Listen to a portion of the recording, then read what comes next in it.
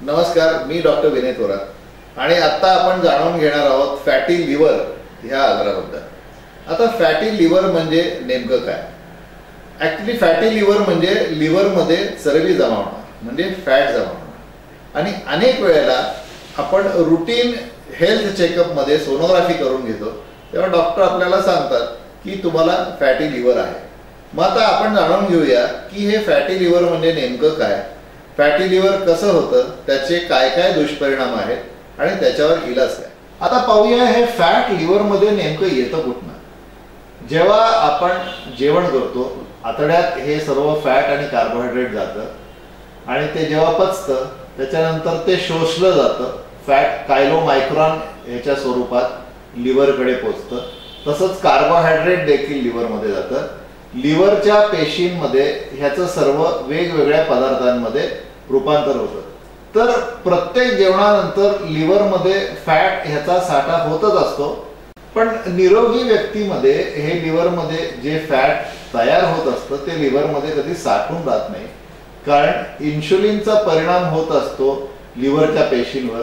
त्यामुळे त्या फॅटचं रूपांतर वेगवेगळ्या पदार्थांमध्ये होत असतं आणि ते लिव्हर सोडतं, शरीरात सर्क्युलेशनमध्ये जातं आणि त्या फॅटच्या ज्या बाकी रूपांतर झालेल्या पदार्थांचा वापर ऊर्जा म्हणून शरीराचे वेगवेगळे भाग करतात। त्यामुळे लिव्हरमध्ये फॅटचा साठा होत नाही। आता आपण बघतोय ह्याचं प्रमुख कारण काय आहे फॅटी लिव्हरचं। आता हा नॉर्मल लिव्हरचं सेल आहे, नॉर्मल लिव्हरची पेशी आहे। फॅट लिव्हरमध्ये येते आणि लिव्हरमधनं फॅट रक्तवाहिनीतनं बाहेर जाते, सर्क्युलेशनमध्ये जाते, लिव्हरमधनं बाहेर पडून आणि त्याचा ऊर्जा म्हणून वापर करतोय। त्याचं कारण आहे की इन्शुलिनची प्रक्रिया फॅट सेलवर। पण काही लोकांमध्ये काय होतं, इन्शुलिन रेझिस्टन्स असतो। जसं डायबेटीसमध्ये इन्शुलिन हे असतं डायबेटीसच्या पेशंटच्या अंगात, पण ऊर्जेच्या वापराकरता त्या इन्शुलिनचा फारसा उपयोग होत नाही। तसंच इन्शुलिन रेझिस्टन्स असल्यावर काय होतं, फॅट तर या सेलमध्ये येतंय, पण हे लिव्हरचं जे सेल आहे, यकृताची पेशी आहे, ते फॅट बाहेर फेकू शकत नाही। मग परिणाम त्याचा होतो की त्या लिव्हरच्या सेलमध्ये हे फॅट साठायला लागतं आणि कोट्यावधी लिव्हर सेल्समध्ये जेव्हा हे फॅट साठतं तेव्हा आपल्याला सोनोग्राफीत हे फॅटी लिव्हर या स्वरूपात दिसायला लागतं। आणि जर का हे अधिक प्रमाणात फॅट लिव्हरमध्ये साठलं तर हे सेल्स हळूहळू मरायला लागतात। हे सेल्स लिव्हरच्या पेशी नष्ट होतात आणि लिव्हर सिरोसिस होतो, म्हणजे लिव्हर एक खडबडीत रोगी आणि निकामी असं एक ऑर्गन बनतं आणि त्याच्यामुळे लिव्हर सिरोसिस आणि लिव्हर फेल्युअरचा धोका निर्माण होतो। आणि कुठल्या व्यक्तींमध्ये फॅट तयार व्हायचा धोका असतो लिव्हर सेल्समध्ये हे आपण बघतोय। ही एक पॅथॉलॉजी स्लाइड आहे लिव्हरची, मायक्रोस्कोप खाली सूक्ष्म तपासणी करतोय आपण। इथे आपण बघतोय की लिव्हरच्या सेल्समध्ये हे चरबीचा साठा आहे। आता हा नॉर्मल लिव्हर सेल आहे, काही चरबी नाही याच्यात, पण अनेक सेल्समध्ये ही चरबी साठलेली आहे। ही पांढरं दिसतंय, ही मोकळी, ही चरबीची आहे। जे लोक लठ्ठ असतात, ज्यांना पोटाभोवती ढेरी आहे आपण म्हणतो, या लोकांमध्ये अधिक धोका असतो फॅट लिव्हरमध्ये जमा व्हायचा।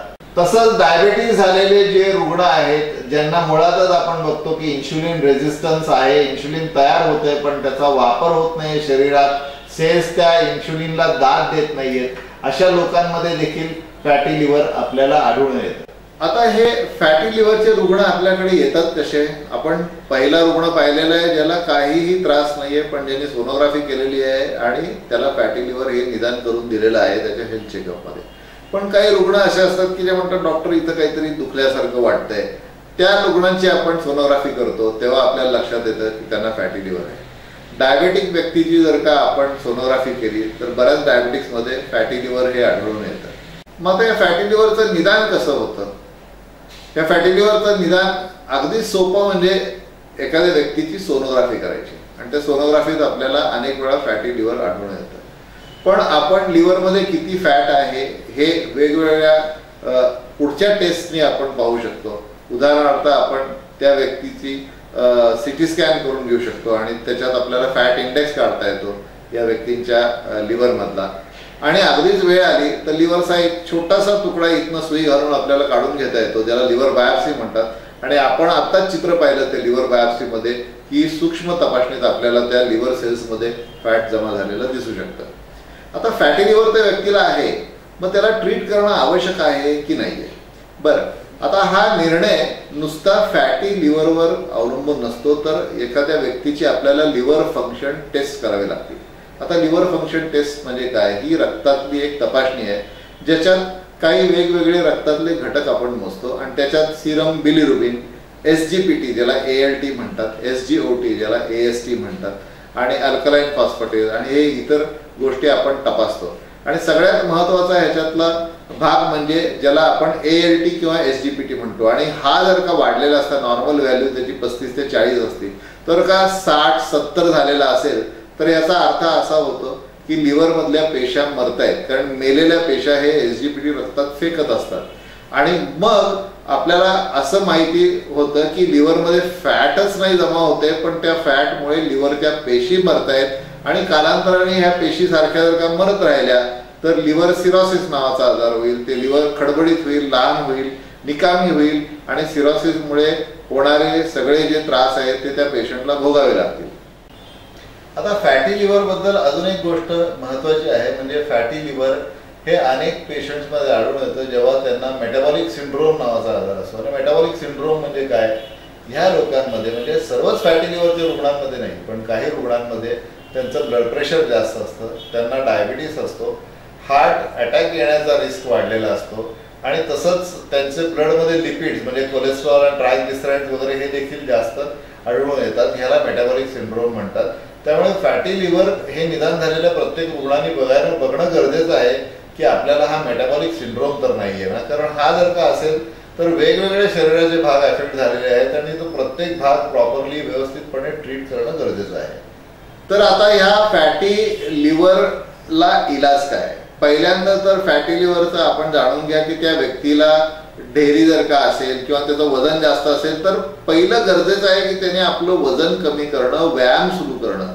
कारण बेसिकली तो व्यक्ती जर का हलत नसेल, एकाच ठिकाणी बसून असेल, ते फॅट जळणार नाही शरीरात, तर न जळालेलं फॅट लिव्हरमध्ये जमा होईल, लिव्हरला डॅमेज करण्याची शक्यता आहे। त्यामुळे एक्सरसाइज, वेट रिडक्शन हे कुठल्याही औषधापेक्षा जास्तीत जास्त महत्त्व आहे फॅटी लिव्हरच्या रुग्णांमध्ये देणारा सल्ला। तसंच काही औषधं देखील उपलब्ध आहेत त्याच्याकरता। व्हिटॅमिन E हे एक चांगलं औषध आहे आणि सॅमी नावाचं एक औषध आहे, S-एडेनोसिल मिथिओनिन हे नवीन औषध आलेलं आहे, जरा महाग आहे। पण मी परत सांगतो की फक्त औषधांवर तुम्ही अवलंबून राहू नका। वजन कमी करणं आणि व्यायाम हा सगळ्यात महत्त्वाचा भाग आहे फॅटी लिव्हरमध्ये। फॅटी लिव्हर रिव्हर्स होतं का? हो, निश्चितच, कारण 3 ते 6 महिने किंवा वर्षभरात फॅटी लिव्हर तुम्ही रिव्हर्स करू शकता जर का तुम्ही आपलं वजन कमी केलं आणि जर का नियमितपणे व्यायाम केला तर। आणि ह्या व्यक्तीने फॅटी लिव्हरच्या डाएट काय घ्यावं? तर आता सोपा हिशोब आहे, जर का तुम्ही 2 दिवस जे जेवलेला तुमचा आहार आहे तो तुम्ही एकदा मांडून ठेवा आणि 10 ते 15% तो आहार कमी करा, म्हणजे तुमचं डाएट रिड्यूस करा। शक्यतो कार्बोहायड्रेट्स डायरेक्टली ज्याच्यात शुगर्स असतात ते घेऊ नका, कारण ते फॅटी लिव्हरला हानिकारक आहे। म्हणजे जसे तुम्ही ज्युसेस पिऊ नका, कोल्ड ड्रिंक पिऊ नका किंवा एकदम असे शुगर्स डायरेक्टली खाऊ नका, सायरप्स घेऊ नका, हे जरा हानिकारक आहेत। आणि जे कार्बोहायड्रेट्स हळूहळू पचतात, ज्यांचा ग्लायसेमिक इंडेक्स तुम्हाला योग्य आहे, असेच तुम्ही कार्बोहायड्रेट्स घ्या, व्यायाम करा, ह्याच्याने तुम्हाला निश्चितच फायदा होईल आणि पूर्णपणे तुमचा फॅटी लिव्हर हा रिव्हर्स होऊ शकतो।